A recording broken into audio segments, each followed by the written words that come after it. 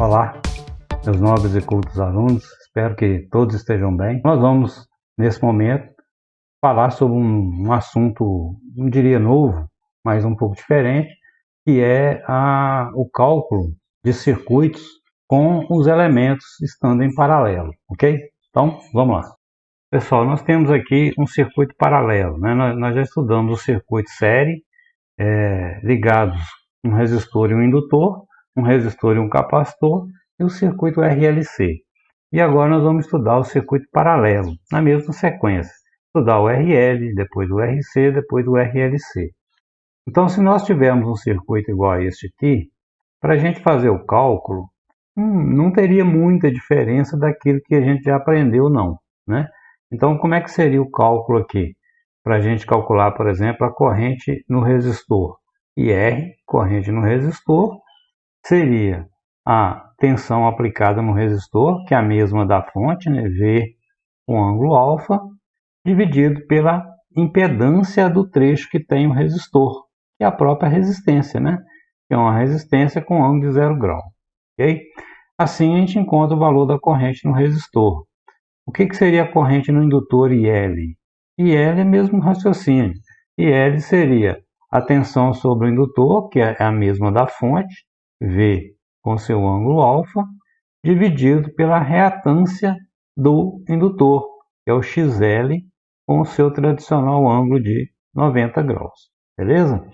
E a corrente total do circuito tem algumas maneiras de calcular. Uma delas é pegar a tensão da fonte e dividir pela impedância do circuito, uma impedância Z com um ângulo θ qualquer.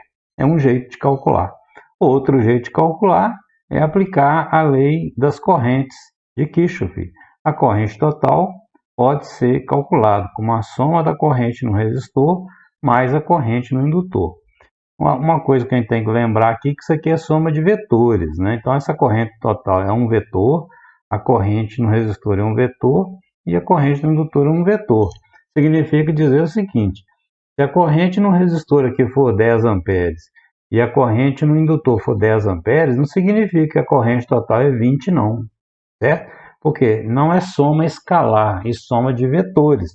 Pode ser, vai acontecer das correntes estarem em direções diferentes. Então, a soma é a resultante delas. Por isso que a gente chama de soma de vetores.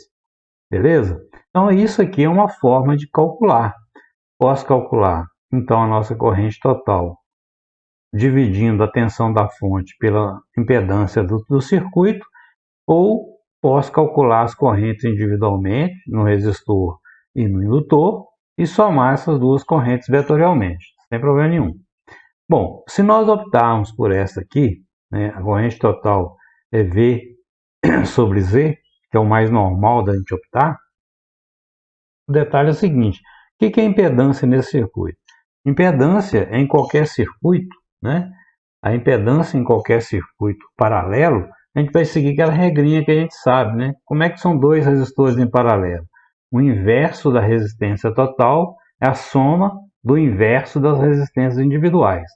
No nosso caso aqui, o inverso da impedância total vai ser a soma do inverso das impedâncias individuais. Então, eu vou ter aqui o inverso de R mais o inverso de XL. Beleza?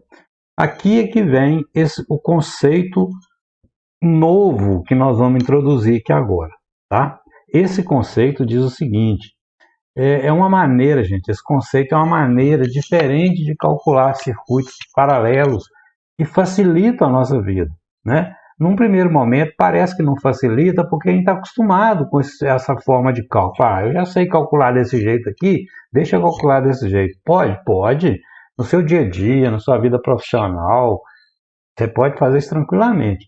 Só que nós vamos aprender uma outra forma de calcular que é muito utilizado no dia a dia real, tá? Então, para nós calcularmos a impedância total desse circuito, a gente pode fazer aquele procedimento que a gente já acostumou. O inverso da impedância total é a soma do inverso das impedâncias individualmente. No caso, por exemplo, de eu ter só duas impedâncias aqui, né? Eu tenho essa impedância que é formada apenas por R e essa impedância é formada apenas pela reatância indutiva. Eu posso fazer produto pela soma, porque são dois elementos só, ou seja, todos aqueles conceitos que vocês aprenderam para resolver dois resistores em paralelo servem aqui também. Bom, qual é a diferença aqui agora? A diferença aqui agora é a seguinte, é que nós vamos introduzir um conceito novo aqui, ó. A nossa impedância, o inverso da nossa impedância, agora nós vamos chamar isso aqui de o inverso da nossa impedância, nós vamos chamar isso aqui agora de admitância. Uma palavrinha nova aí, tá vendo? E é bem coerente, né? Olha só, a admitância a gente representa ela pela letra Y, tá? Por que admitância? Olha, impedância impede a passagem da corrente. Se eu estou falando que é o inverso da impedância, inverso que impede, admite. Então, o que significa o inverso da impedância? É um número que mostra para nós a admitância, o quanto que o material facilita a passagem da corrente. Isso seria a admitância, beleza? A unidade de admitância, ela é dada numa unidade chamada de Siemens. Tem até uma empresa aí, multinacional aqui no Brasil com esse nome, né? Uma empresa da área elétrica. E aqui no Brasil, uma empresa grande que tem aqui no Brasil, chama Siemens, que atua na área elétrica, de telecomunicações e tudo mais. Esse nome Siemens vem justamente do cientista, né, um dos cientistas que estudou esse assunto, e o nome dele ficou sendo utilizado para usar então como admitância. Então é Siemens. Então, o inverso da impedância, o inverso de Ohm é Siemens. O inverso de Ohm é Siemens, tá? Então, o inverso da impedância nós chamamos de admitância, ok? O inverso da resistência, nós vamos chamar isso aqui, ó, o inverso da resistência, nós vamos chamar isso aqui de condutância. Veja só a coerência também do nome, né? Condutância, que nós vamos representar pela letra G, ok? Condutância. Resistência resiste à passagem da corrente. Se o elemento tem o inverso da resistência, ele tem uma unidade que permite a condutividade do material, por isso o nome condutância. E por último aqui, nós temos o inverso da reatância, que é um nomezinho mais chato, que chama susceptância. Susceptância. Que a gente vai representar pela letra B. Ok? Então a gente pode escrever, no nosso caso aqui, ó, que Y, né, que é o inverso de Z, vai ser G, que é a condutância, mais ou menos JB. Ok? Igualzinho era aquele conceito nosso de impedância, lembram? O que era o nosso conceito de impedância? Era R mais ou menos JX, né? Então, a nossa impedância era uma resistência mais ou menos JX, pode ser XL, era positivo, XC era negativo. A mesma coisa vai acontecer aqui, a nossa admitância vai ser a nossa condutância mais ou menos JB, beleza? Bom, pessoal, então vamos fazer esse exercício que está na página 92 da apostila. Esse exercício ele nós vamos seguir passo a passo, que vocês vão ver que não tem dificuldade nenhuma, tá? Então, a gente poderia resolver esse exercício aqui daquela forma que a gente já conhece, tradicional. Eu venho aqui, calculo o valor da corrente no resistor, basta pegar a tensão da fonte, dividir pela resistência, eu vou ter a corrente no resistor. Pego a tensão da fonte, divido pela reatância indutiva, tem a corrente no indutor. Somo IR com IL vetorialmente, eu tenho IT. Pronto, posso fazer? Claro que posso, tranquilamente, tá? Só que não é esse o objetivo. O objetivo nosso aqui é aprender esse outro método, esse outro jeito de fazer, né? Então, começando, nós vamos calcular a nossa corrente, a nossa susceptância B, né? O que é B? B, como nós já vimos anteriormente, é o inverso da reatância, né? Da reatância. Como aqui nosso circuito é indutivo, nós vamos ter uma susceptância indutiva BL, que é 1 sobre a reatância indutiva XL. né? Então, no nosso caso especificamente aqui, nós vamos ter 1 sobre... O que é XL? XL, nós já sabemos que é 2πfL, não é isso?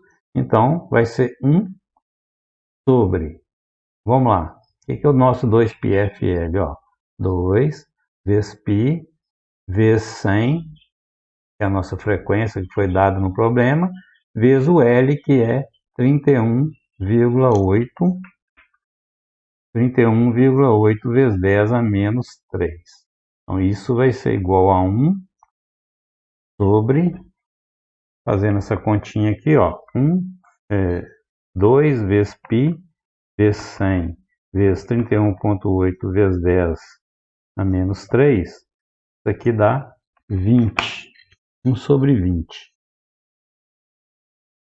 Agora notem um negócio aqui, pessoal. Seguinte, olha só. Tudo tem que ter ângulo, né? Nós já vimos lá, quando a gente usa cálculo XL, XL sempre vai dar alguma coisa aqui, né? Alguma coisa com ângulo de 90 graus. É sempre assim, né? Então, o que é o nosso BL aqui? Vai ser 1 sobre XL, né? Assim, nosso BL é 1 sobre XL. XL tem ângulo de 90 graus. Então, esse 20 nosso aqui, na verdade, tem ângulo de 20 com ângulo de 90 graus. Bom, então eu vou dividir aqui agora, né? 1 sobre 20 com ângulo de 90. Como é que a gente faz? Ó, divide 1 por 20 e o ângulo de cima menos o ângulo de baixo. Ah, mas em cima não tem ângulo nenhum. Quando um número não tem ângulo demonstrado, já está admitido, deve se admitir que o valor dele é 0 grau, ok? Dividido por 20 com ângulo de 90. Agora nós vamos ter 1 sobre 20 vai dar 0,05, com que ângulo? 0 menos 90, menos 90 graus, certo? Ou, se eu quiser passar isso aqui para a forma retangular, ficaria menos J 0,05, o que? Siemens, tá? Siemens, beleza? Então, nós calculamos a susceptância indutiva desse indutor. O que é a susceptância indutiva mesmo? É o inverso da reatância. O que é reatância mesmo? Reatância é a oposição que o indutor oferece à passagem da corrente. É um número que expressa o quanto o indutor dificulta a passagem da corrente. Se a susceptância é o contrário, esse número aqui indica para nós o quanto o indutor facilita a passagem da corrente, tá? Então, nós já calculamos aqui o B. Agora, vamos calcular o Y, que é a nossa admitância. O que é o Y? O nosso Y ele é sempre composto da condutância G mais ou menos JB. É sempre assim. No nosso caso aqui, ó, nós vamos ter o seguinte. O G nosso aqui, né, a condutância, é o inverso da resistência. Então, nós vamos ter 1 com ângulo de 0 grau, dividido pela resistência, que é 10 com ângulo de 0. Então, 1 sobre 10 dá 0,1, 0 menos 0, 0 grau Siemens. Beleza? Então, o Y nosso vai ser a nossa condutância G, 0,1, né?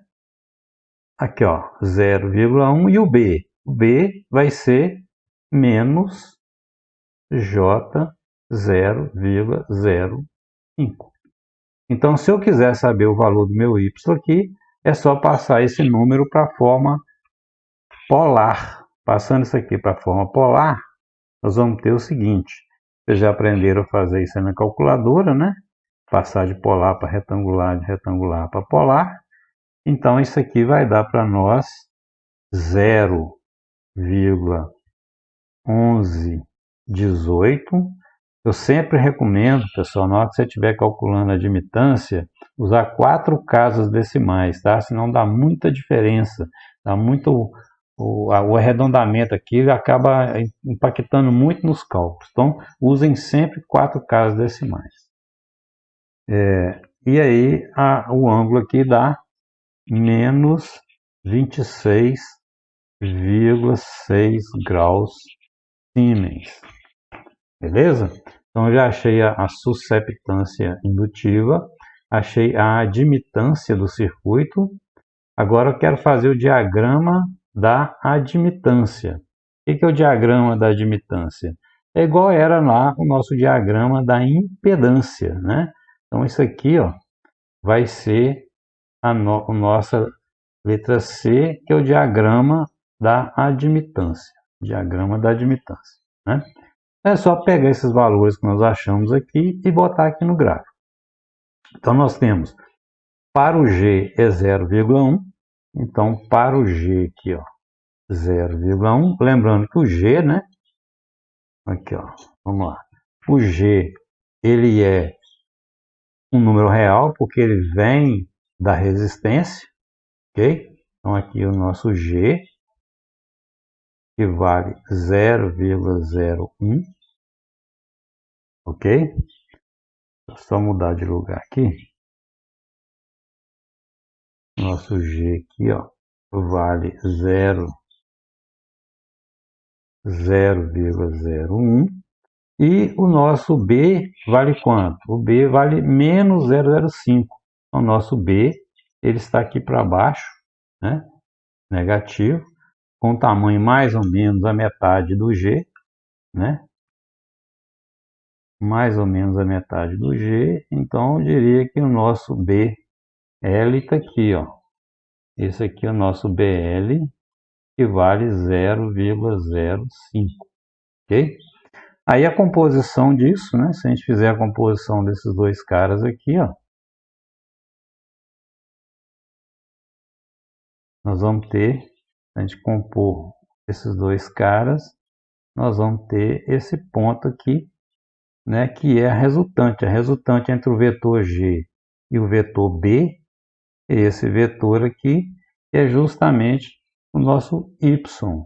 Nosso Y aqui calculado foi 0,118, ok? E esse ângulo aqui, ó, é o ângulo de 26,6 graus. O seu, como já está para baixo aqui, é desnecessário colocar o negativo, mas quem quiser pode colocar menos 26,6 graus, certo? Então, isso aqui seria o diagrama da impedância, mostrando aqui o G sempre na parte real, o eixo X, o B sempre na parte imaginária, eixo Y, ok? E o Y, né? A nossa admitância, que é a resultante de G com B, tá? E agora nós queremos calcular as correntes totais IR e L. Olha como é que facilita nesse caso aqui, na letra D. Olha só, o que é a nossa corrente no resistor? Corrente no resistor seria a tensão da fonte dividido pela resistência, que é a mesma coisa da tensão na fonte multiplicado por 1 sobre R, né? Mas o que é 1 sobre R? 1 sobre R é G. Então, nós vamos ter aqui que a corrente no resistor pode ser calculada também, né? Aí está a grande vantagem dessa técnica, né? Corrente no resistor vai ser V vezes G, né? Ou seja, o V do nosso circuito é 90 com ângulo de 30, né? Tensão da fonte, vezes o G que nós calculamos aqui, né? Que é 0,1 com ângulo de 0. O que a gente faz?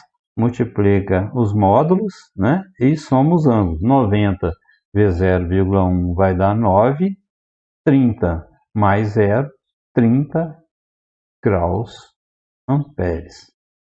Beleza? Está calculada então a corrente no resistor. E a corrente no indutor? Corrente no indutor, IL, pode ser calculado como V, né, dividido por XL, ou V que multiplica 1 sobre XL. Mas o que é 1 sobre XL? É B, né? Então eu posso falar aqui que V vezes BL, tranquilamente, né? Então eu posso dizer que a corrente no indutor vai ser 90 com ângulo de 30 vezes o BL. O que é BL que nós calculamos aqui? É 0,05 com ângulo de menos 90 graus. Tá aqui, né? Ó. Ok? Então, fazendo essa continha aqui, ó, corrente no indutor vai ser 90 vezes 0,05, vai dar 4,5, com ângulo de 30 menos 90, vai dar menos 60 graus amperes. Beleza? E, por último, nós queremos calcular a corrente total. O que é a corrente total? Eu poderia simplesmente pegar a corrente no resistor e somar com a corrente no indutor, vetorialmente. Ou, mais fácil do que isso, a corrente total pode ser calculada também como a tensão dividido pela impedância. Mas nós sabemos também que a tensão, que pode ser tensão vezes 1 sobre Z. O que é 1 sobre Z? 1 sobre Z é o que nós já falamos há pouco. 1 sobre Z é exatamente a nossa admitância, que é V vezes Y. Então, eu posso calcular a corrente total pegando a tensão da fonte, que é 90 com ângulo de 30, multiplicado pelo Y, que nós já achamos aqui. Esse Y aqui vai ser 0,118 com ângulo de menos 26,6 graus. Então, a corrente total vai ser igual a 90 vezes 0,118, dá 10, com ângulo de 30 menos 26,6, vai dar 1,4. Aliás, 30 menos 26,6 vai dar 3,4 graus amperes. Então está aí calculado todas as correntes do nosso circuito, beleza? E por último, na letra A ali, pede para a gente encontrar o diagrama, fazer o diagrama de fasores. Para fazer o diagrama de fasores, como é que a gente faz? Pega o plano cartesiano, coloca aqui. Não pode esquecer de colocar o sentido de giro, a velocidade angular, e agora colocar aqui as tensões e corrente que nós já calculamos. Então, a tensão é 90 com ângulo de 30, então o nosso vetor tensão está aqui, ó, 90. Isso aqui é a nossa tensão V, ok? Esse ângulo aqui vale 30 graus, beleza? A corrente no resistor 9 com ângulo de 30, olha só, a corrente no resistor, né, gente, está em fase com a tensão, tá vendo? Não vai mudar aquele conceito que nós já sabemos. Então, a corrente no resistor está aqui, ó, tem que fazer aqui mais ou menos proporcional. Essa aqui é a nossa corrente no resistor, certo? E a corrente no indutor vale 4,5 com ângulo de menos 60. Onde é que está isso aqui? Está mais ou menos aqui, né? 4,5. Mais ou menos aqui, 4,5. Essa é a nossa corrente no indutor. Esse ângulo aqui vale 60 graus ou menos 60. E aí é o seguinte, a composição vetorial aqui de IR com IL vai dar quem? Esse valor que nós temos aqui é justamente a corrente total. Então aqui nós temos a nossa corrente total com o seu ângulo de 3 graus. Aqui ficou pequenininho, nem vai aparecer os 3 graus. Mas seria esse aqui o nosso diagrama de fasores. Ok, pessoal? Tá vendo aí? Não tem grandes diferenças, né? É o mesmo jeitão de calcular de uma forma um pouquinho diferente. Na hora que você começa a fazer exercício, que você vai treinando, você vê que isso aqui é uma mão na roda, né? Agora nós vamos fazer o mesmo tipo de exercício, só que usando o circuito capacitivo. É a mesma estrutura, só vamos trocar o indutor para o capacitor. Beleza? Então vamos lá. Então vamos lá, pessoal. Nós temos aqui um circuito agora capacitivo. É a mesma história, tá? Nós vamos agora calcular. Primeira coisa que a gente vai fazer aqui. O que o problema está pedindo lá? Para a gente calcular da mesma forma, né? Calcular. Primeiro, na letra A aqui, nós vamos calcular a susceptância, né? O que é susceptância mesmo? É o inverso da reatância. Então, B é o inverso da reatância.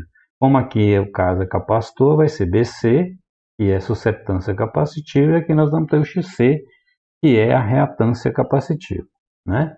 Então, nós vamos ter aqui, ó, o que é o XC? Posso calcular aí a parte aqui, ó. XC vai ser 1 sobre 2π FC. XC também, né? 2πf nós sabemos que é ômega, pode ser ômega C. Então, o XC aqui pode ser calculado. Nesse caso nosso aqui, o XC vai ser 1 sobre ômega. O que é ômega? 200, né? Já foi dado no problema um ômega direto, vezes o C, que é 500 microfarad. 500 vezes 10 elevado a menos 6. Ok? Então, vamos calcular aqui o nosso XC. Vai ser 1 sobre 200 vezes 500 vezes 10 a menos 6. Então deu 0,1. Ok? Lembrando, né? Vamos fazer o cálculo primeiro aqui, ó. Então vai dar 10 ohm. Lembrando que o XC, nós sempre atribuímos para o XC um ângulo de menos 90 graus. Ohm. Bom, então a nossa susceptância capacitiva vai ser 1 sobre XC. Então o nosso BC vai ser 1 sobre XC, 1 sobre 10 com ângulo de menos 90. Ou seja, 0,1 com ângulo de mais 90. Se eu quiser colocar isso aqui na forma retangular, J 0,1. Beleza? Então está calculado o nosso B.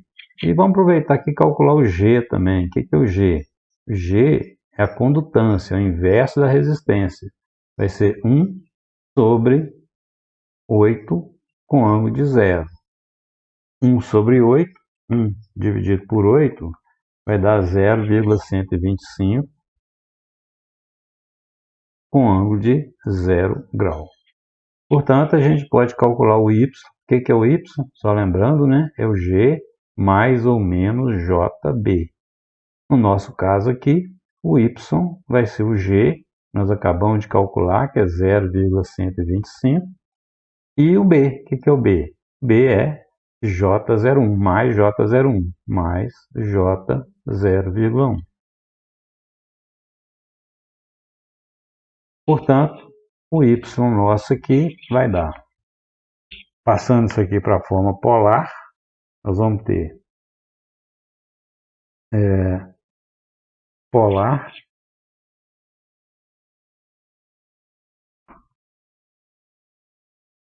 vai dar 0,16 com ângulo de 38,7 graus. Siemens. Beleza? Então está calculada aí a letra B do problema, que é a admitância. Bom, agora nós vamos fazer o diagrama da admitância. Diagrama da admitância. Vamos lá. Na letra C aqui, o diagrama de admitância. O que é o diagrama de admitância? Nós vamos fazer um plano cartesiano e vamos colocar aqui os valores que nós encontramos. Quem são esses valores? O G equivale a 0,125, né? O nosso G está aqui. Okay? Esse é o G, que vale 0,125. E o BC, que vale 0,1. O nosso BC está aqui, ó, com ângulo de 90 graus, né? Nosso BC, que é assim. Esse é o nosso BC. A composição vetorial desses dois caras aqui vai produzir para nós a nossa admitância y. Isso aqui é a nossa admitância y. No nosso caso aqui que nós calculamos deu 0,16. E esse ângulo aqui, ó, é 38,7 graus. Ok? Bom, agora vamos calcular as correntes. Primeiro, corrente no resistor. O que é corrente no resistor? Nós já vimos anteriormente que é V vezes G. Podemos calcular assim, V vezes G. Então, nós vamos ter o V, que é 80 com ângulo de menos 40, vezes o G, que nós calculamos aqui, que é 0,125, com ângulo de 0. Então, isso aqui vai dar 80 vezes 0,125, vai dar 10, com ângulo de menos 40 graus amperes. A corrente no capacitor vai ser V vezes BC, mesmo raciocínio do exemplo anterior, né? Que é 80 com ângulo de menos 40, vezes o BC, que nós calculamos aqui, que é 0,1 com ângulo de 90. Então, isso vai dar para nós 8 com ângulo de menos 40 mais 90 dá 50 graus amperes. A corrente total, repito, né, a gente poderia simplesmente calcular a soma de R com IC para dar o IT. Posso pegar isso aqui e somar aí sem problema nenhum. Passa aqui para retangular, passa aqui para retangular, soma e volta para polar, você vai achar o IT normalmente. Mas o nosso objetivo aqui é usar esse método da admitância, ou seja, V vezes Y, que é muito mais fácil, 80 com ângulo de menos 40, vezes o Y, que nós calculamos aqui é 0,16, com ângulo de 38,7. Então, nós vamos ter 80 vezes 0,16, 12,8, com ângulo de 40 menos 38,7, isso aqui vai dar menos 1,3 graus amperes. Então, gente, olha só. Veja só que é soma de vetores. Veja que interessante aqui, ó. Se eu colocar um amperímetro aqui, ele vai medir 10 amperes. Se eu colocar um amperímetro aqui, ele vai medir 8 amperes. Aí você fala o seguinte, então se a corrente total, se aqui é 10, aqui é 8, a corrente total é 18, certo? Não, porque é soma de vetores. Então, 10 mais 8 não dá 18, dá 12. Tá vendo? Você somar IR mais IL dá IT, IT 12. Então, aqui vai estar marcando 10 amperes, aqui vai marcando 8 amperes, e aqui vai estar marcando 12. Então, a corrente total é menor do que as correntes individualmente. Isso pode acontecer? Pode acontecer. Na verdade, está errado aqui, né? 80 vezes 0,16. Não, é isso mesmo. 12, não, tá certo, é isso mesmo. 12,8. Então, inclusive, pode acontecer de você ter corrente parcial menor do que a corrente total. Nós vamos ver isso aí quando nós estivermos estudando o circuito RLC. Mas o que eu quero dizer para vocês com o estudo aqui, você tem que descolar a sua cabeça, porque nós estamos tratando de soma de vetores. 1 mais 1 não são 2 mais, né? Depende dos ângulos de cada um desses uns aí, né? Da mesma forma que, na hora que você vai somar duas correntes, não é soma escalar, é soma de vetores. Beleza? Então, para finalizar aqui agora, nós vamos fazer o diagrama de fasores. Na letra E aqui o diagrama fasorial. Então, vamos mais uma vez. Como é que a gente faz o diagrama fasorial? A gente traça um plano cartesiano, coloca um sentido de rotação da velocidade angular e coloca aqui agora os valores. Por exemplo, nesse caso aqui, A tensão é 80 com ângulo de menos 40. Onde é que está a nossa tensão? Ela está aqui, ó, 80. Ângulo de menos 40 está aqui. Então ela vai 80 volts, né? Nossa tensão da fonte que eu vi é 80 volts. E esse ângulo aqui é menos 40 graus ou 40 graus. Tanto faz. Né? Porque já está do lado de baixo, já é menos 40 mesmo. Agora vamos colocar aqui os outros caras que nós achamos, as correntes. IR, quanto vale IR? Vale 10 com ângulo de menos 40. Veja que o IR também tem ângulo de menos 40 porque está em fase, né? O nosso IR está aqui, ó. Esse aqui é o nosso IR, que tem um valor de 10 amperes. E o IC, onde é que está o IC nosso? O IC, 8 com ângulo de 50. O nosso IC está aqui, ó. 8 com ângulo de 50. 50 está mais ou menos por aqui, né? Ó. Um pouco menor o tamanho dele. Então, esse aqui é o nosso IC, que vale 8 amperes.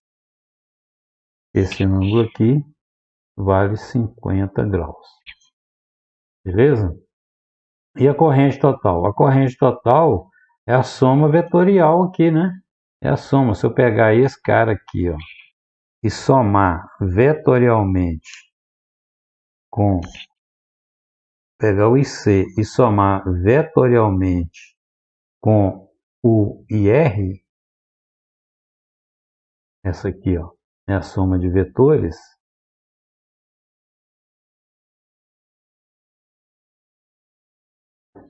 Quem que nós vamos encontrar aqui? Nós vamos achar justamente a corrente total. Esse cara aqui, então, é a nossa corrente total. IT, que vale 12,8 amperes. E tem um ângulo de menos 1,3. Ou seja, esse angulinho aqui, ó, vale menos 1,3 graus. Beleza, gente? Então tá aí o diagrama de fasores. Então vocês vejam só que não tem praticamente diferença nenhuma em calcular circuito paralelo e circuito série. O único conceito novo que nós adotamos aqui agora é esse conceito de admitância, né? Que é muito útil, gente. Pode acreditar. Mais para frente eu vou mostrar para vocês como que é útil usar esse conceito de admitância. Parece um pouquinho chato agora e tal, mas pode acreditar que é bem interessante, tá bom? Então é isso aí, pessoal. Por hoje é só. Façam os exercícios que estão propostos aí na apostila. E na próxima aula nós vamos falar do circuito RLC.